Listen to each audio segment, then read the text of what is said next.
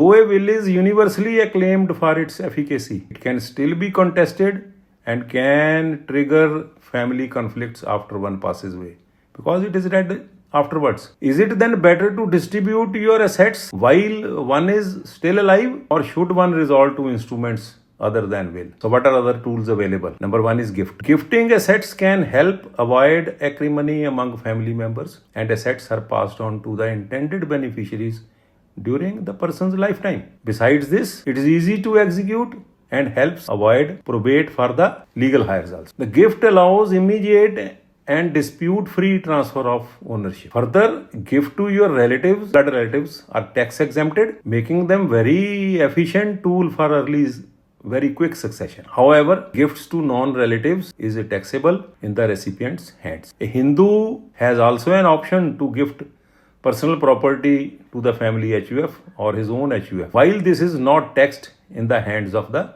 HUF.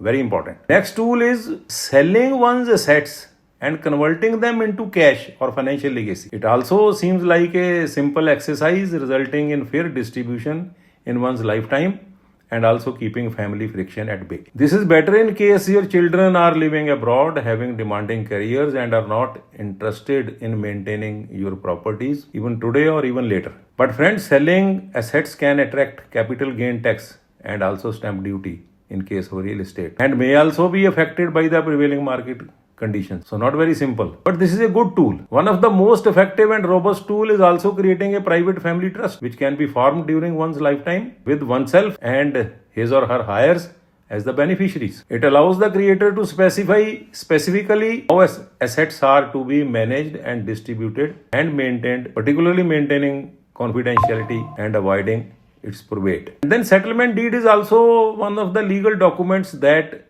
gets all family members to agree to particular terms of distribution of assets. Then friends, one very important tool to which government is also largely advocating is nomination. This is a very simple way to transfer movable assets, particularly bank deposits, equity investments, shares, life insurance, mutual funds, retirement accounts, bank lockers, etc. You can nominate anybody. It requires only documentary proof of the deceased and the nominee to claim the deposits and the investments. A simple exercise. Here remember that a nomination does not confer direct ownership to the nominee, as the nominee is only a custodian of the assets of the deceased. Very important to note that.